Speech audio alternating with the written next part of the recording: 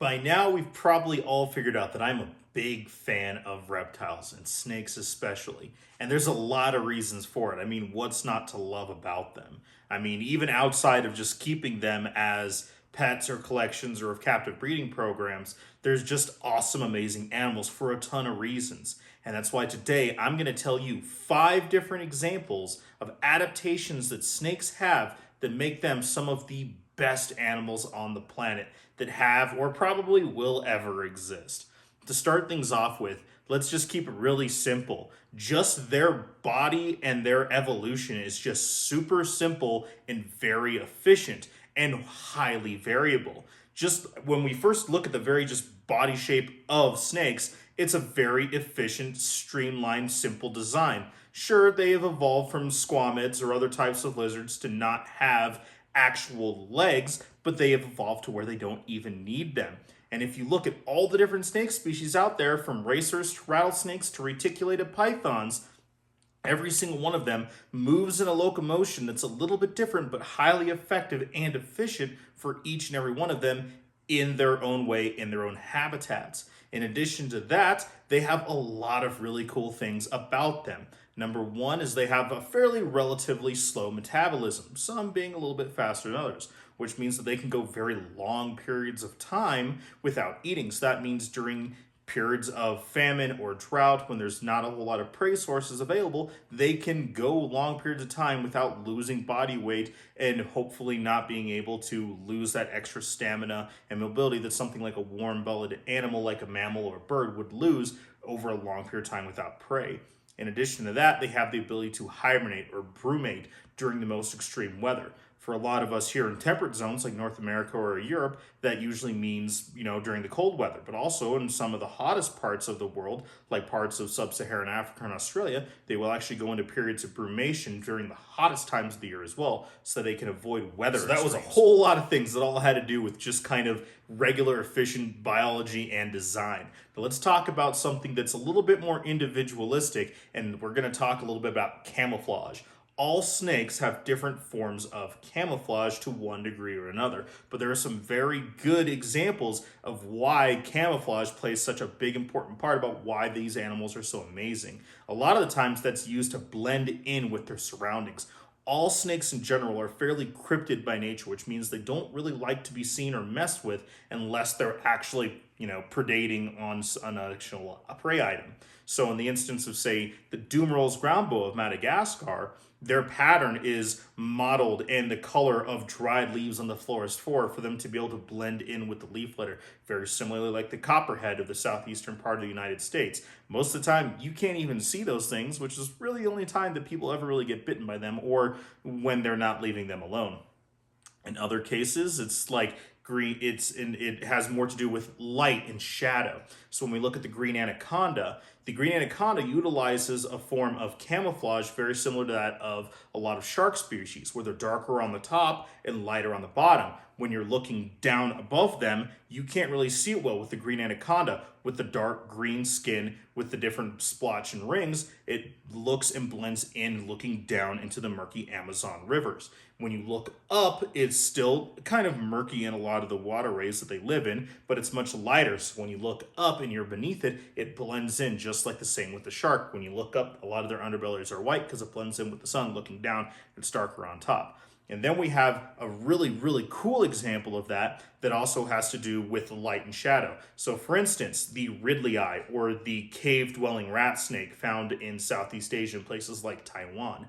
These are not very highly patterned, but the way that they are colored being kind of a bluish gray on their heads and tails, and then very creamish color along their body, that is to enable them to blend in the limestone caves that they live in and then often frequent, and they will move in and out of the cave system.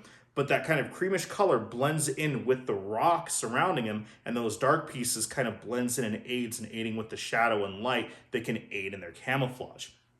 And then, of course, we have the very, very obvious example of camouflage that has to do with optogenetic change, which means that they are born one way and then they will slowly change and look different as adults. The green tree python, the emerald tree boa, the rhino rat snake are all 3 very good examples of that. where in the case of the emerald tree boas and green tree pythons, they're born bright red or bright yellow, although now we've selectively bred them into being almost black at times. And as they turn older, they turn more and more of a green color, sometimes blue and yellows. And the reason why a lot of biologists think they do this is because where they live, they're surrounded by more brighter colors, either by flowers or with leaf litter or with different colors that will actually aid them blending in. And as they get older, like in the case of the rhino rat snake that starts gray, it's nearer the ground, eats more fish. As they get older, they turn more bright green. Up in the higher in the canopy, lots of foliage blends in that. While we're talking about green tree pythons or GTPs, it brings me up into the next topic that I'm going to bring about, which has to do with physical adaptations, or very unique things that are individualized for different species outside of just, how cool snakes are in general, that makes them highly specialized in the different places and habitats and ecosystems where they live. So with the green tree python, when you look at the tail of a GTP, and there are other snakes that do it as well, even carpets sometimes will do it. If you look at their tail, it's usually a little bit thinner and a little bit different colored. And what they do is they'll actually wiggle their tail, and that technique is called caudal luring. They wiggle their tail to bring in birds or small vertebrates to think it's a worm or a grub, and then they snatch it that way. And there's even some snakes that have taken caudal luring to an extreme, like the spider-tailed viper, and I'm going to put its actual name right here. We've all seen the different YouTube and Facebook and TikTok videos of what looks to be like a little spider moving along on like a rock outcropping, and a bird comes along and the viper actually grabs it. And that is another form of caudal luring, but it's evolved to the point where it has all those cool extra little digits there at the end of its tail to aid in that. And while we're talking about tails, let's talk about sea snakes and sea kraits, those venomous elapids that live almost exclusively in the oceans. Some of them actually have a paddle-like tail. Some still have the usual pointed tail like most snakes, but some, like the banded sea krait, actually has a paddle-like tail that allows them to move through the water more efficiently. And then some sea snakes actually have, and specifically the olive sea snake, one of the most venomous there is out there, actually has a primitive third eye similar to that of the iguanas and several types of lizards. It's not really a true eye, it's more like another organ that's very sensitive to light and shadow. So for instance, when a sea snake is moving along and poking its head in and out and cruising along and looking down for different prey items, if something comes along above them and blocks out the light, it can pick up that change in light and aids in an extra layer of predator detection. Really, really, really cool stuff. And in addition to all these kind of crazy things, there's also weird looking snakes out there too, like the rhinoceros iguanas or the leaf nose snakes or the tentacled snakes that have these really long appendages that biologists and herpetologists still aren't 100% in agreement exactly what they're for. A lot of them have quite a few nerve clusters in them, so they think that's for extrasensory things, like in the case of the leaf nose snakes. Maybe it has to do with extrasensory perception, which allows to where if a bird or a lizard is coming by and they can see that, or it looks a little bit more like a grub or something, they can grab that little lizard. In the case of the rhino rat snakes, sometimes they think it has something to do with like sticking their nose into water and they're fishing for small minnows or guppies or different little small prey items like tadpoles, or in the case of the tentacled snakes that eat almost exclusively fish. Maybe those two little appendages have extrasensory organs that potentially could pick up magnetic fields, or something like the amphibia lorazini that fish have that can pick that up to aid in capturing that. We're still not 100% sure what it is, but it's just really cool things that probably have to do with living the way they are in such I talked about ways. Biological differences and cool adaptations and even camouflage, but there's another very, very obvious example of why they don't really have a whole lot of actual camouflage to blend in with their surroundings. What they're actually doing are using a form of mimicry, and several different snake species out there will mimic other species of snakes to aid in their defense. The most common and the most obvious example is that of the tricolored milk snakes and king snakes. They are patterned to evolve to look very similar to the venomous elapid of the coral snake to hopefully get predators to leave them the heck alone. But they're not the only ones to do that. Water snakes, or the Nerodia species, often look very similar to that of water moccasins. They can be very own coloration, just like the water moccasins, but they look very similar. Unfortunately, that's somewhat of the downfall for them now that humans are running around all over the place, because they're often confused with the water moccasins or cottonmouths. And that's just in color and pattern differences. There's even actual forms of behavior mimicry that some will do. If you've ever seen in captivity or in the hobby, you've ever seen like a rat snake or especially a pine, bull, or gopher snake, when they're really upset, they'll sit there and they'll waggle their tail.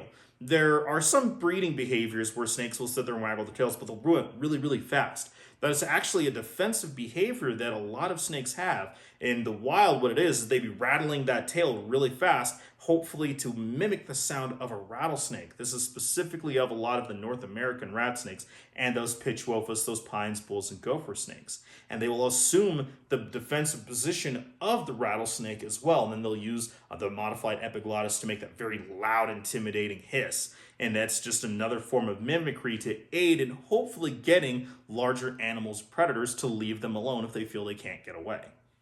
To round things off with, because we've been kind of building as we're going along, right? We're going to talk a little bit about actual behavior and complex behaviors that snakes have exhibited that show that they're more than just kind of mindless eating machines that will kill just because, or they're really easy, simple to keep, only stays in a little ball, yada, yada, yada. So we talked about that behavior, that mimicry of the bulls and the rat snakes and stuff to rattle their tail. Well, there's a lot of other examples about that behavior that they have exhibited. For instance, one of my favorite species of boa out there, the Cuban boas. It's actually the second longest species of boa after the green anaconda, found obviously on the island of Cuba. Mature animals are oftentimes found near cave systems, and that's because they like to eat bats. These guys have been documented in actual group hunting behavior. That is right, snakes, and I did a whole video about this as well, but they do in fact have documented group hunting behavior where they will position themselves in the mouths of the cave system to hopefully channel the bats into funnel in certain ways to be able to pass in front of them more efficiently. And they found that their success rate over triples when they hunt in small groups when they do versus singular. So that means that these boas have learned to actually be able to do those things. Another really good example of that behavior that they exhibit is the European ladder snake. Now, this is a decent-sized colubrid that lives over in parts of southern Spain and Florida and a little bit into Italy. And these species are actually cathemeral. And a lot of people don't know what that word means. We've all heard of diurnal, nocturnal, and even crepuscular because we deal with crepuscular reptiles, right? Well, these guys are actually cathemeral. And what that means is they don't necessarily have either day or night or middle of the day, middle of the night cycle.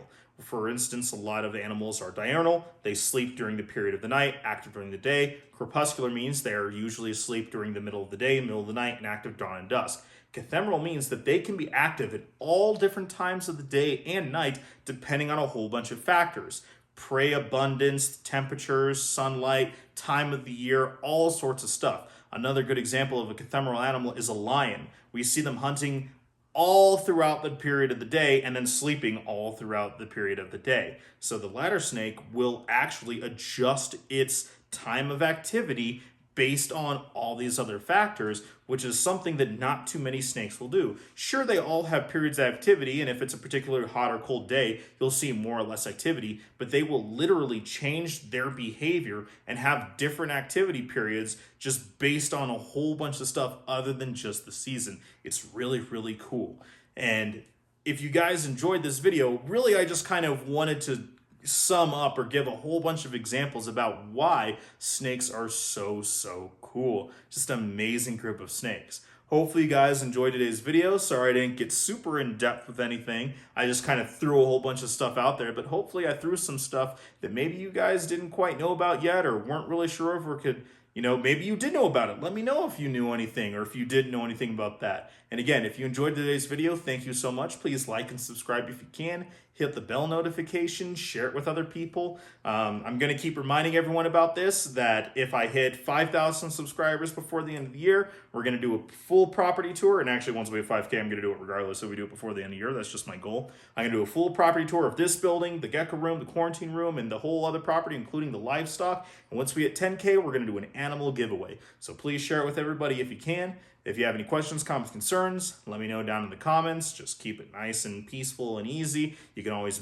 email me, message me on Facebook, Instagram, all those other social media places. We'll see about the whole TikTok thing. And again, thank you so much. Hope you're having a great day. I'll check you next time.